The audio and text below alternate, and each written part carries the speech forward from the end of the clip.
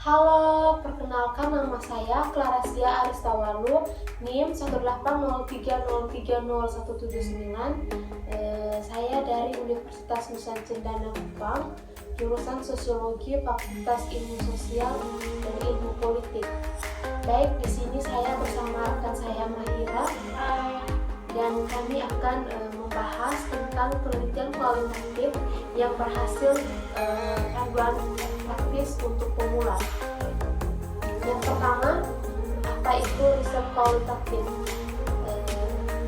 Penelitian kualitatif adalah jenis penelitian ilmu sosial yang mengumpulkan dan bekerja dengan data non-numerik dan berusaha menghasilkan makna dari data ini, membantu memahami kehidupan sosial melalui studi tentang populasi atau sifat yang dihadirkan.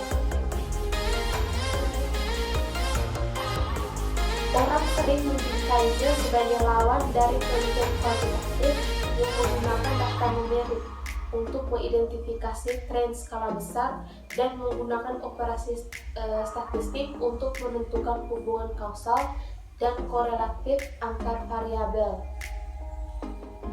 Dalam sosiologi, penelitian kualitatif biasanya berfokus pada interaksi sosial tingkat mikro yang membentuk kehidupan sehari-hari. Sedangkan penelitian kuantitatif biasanya berfokus pada tren dan fenomena tingkat makro. Adapun tujuan penelitian dari penelitian kualitatif.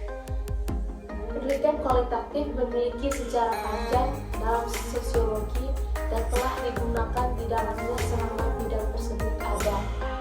Jenis penelitian ini telah lama menarik bagi ilmuwan sosial karena memungkinkan para peneliti untuk menyelidiki apa yang dikaitkan dengan perilaku, tindakan dan interaksi mereka dengan orang lain.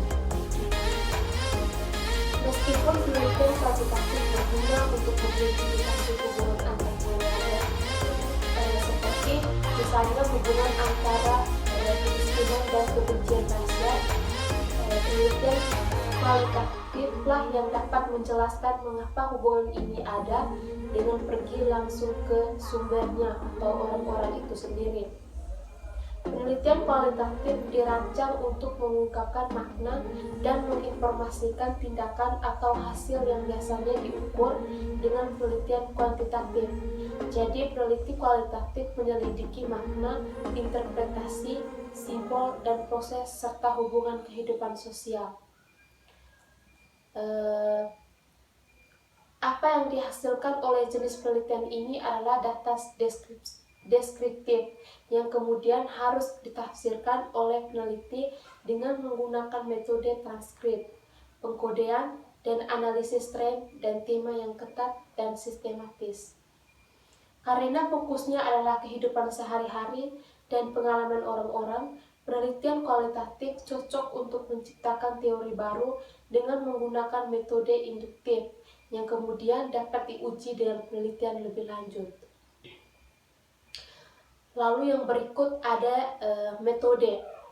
Peneliti kualitatif menggunakan mata, telinga, dan kecerdasan mereka sendiri untuk mengumpulkan persepsi dan deskripsi mendalam tentang populasi, tempat, dan peristiwa yang ditargetkan.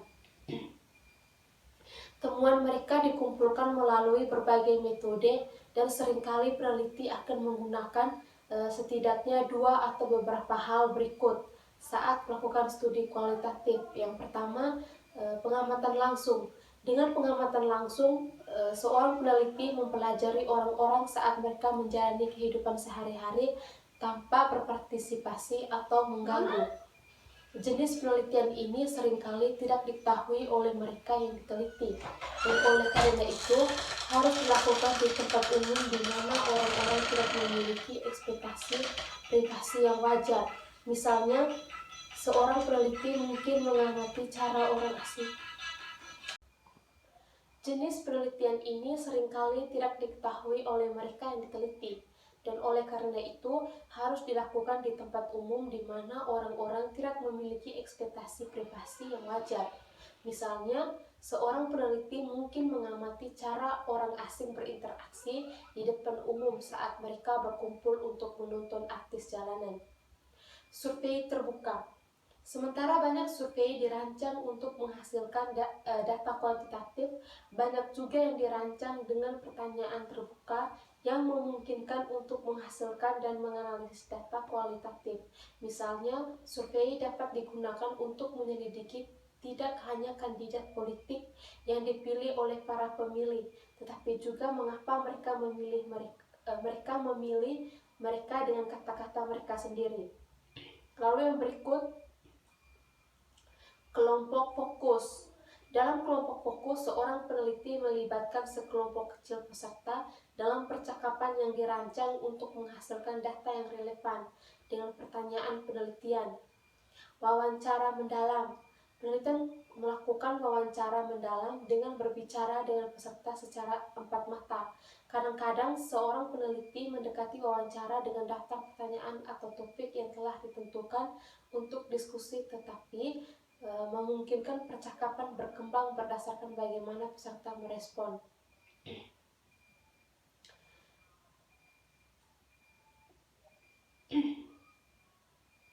Lalu yang berikut, sejarah lisan. Metode sejarah lisan digunakan untuk membuat catatan sejarah dari suatu peristiwa kelompok atau komunitas, dan biasanya melibatkan serangkaian wawancara mendalam yang dilakukan dengan satu atau beberapa peserta dalam jangka waktu yang lama.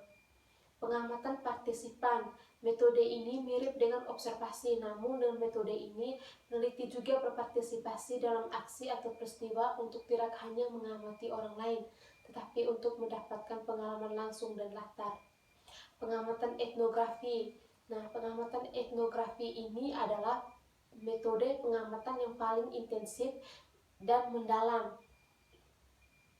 Analisis isi. Metode ini digunakan oleh sosiolog untuk menganalisis kehidupan sosial dengan menafsirkan kata-kata dan gambar dari dokumen, film, seni, musik, dan produk dan media budaya lainnya. Para peneliti melihat bagaimana kata-kata dan gambar digunakan dan konteks di mana kata-kata tersebut digunakan untuk menarik kesimpulan tentang budaya yang mendasarinya. Analisis konten materi digital, terutama yang dihasilkan oleh pengguna media sosial, telah menjadi teknik yang populer dalam ilmu sosial.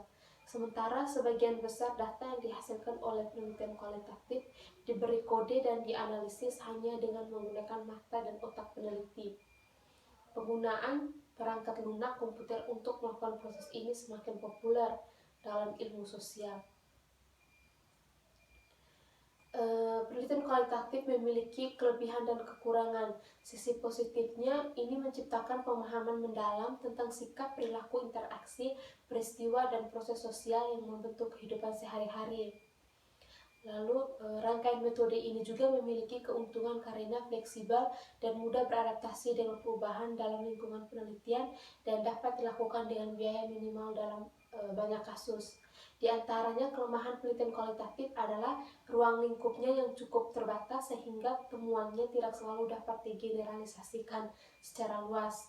Peneliti juga harus berhati-hati dengan metode ini untuk memastikan bahwa metode tersebut tidak memengaruhi data dengan cara yang mengubahnya secara signifikan dan bahwa metode tersebut tidak membawa bias pribadi yang tidak semestinya pada interpretasi mereka terhadap temuan.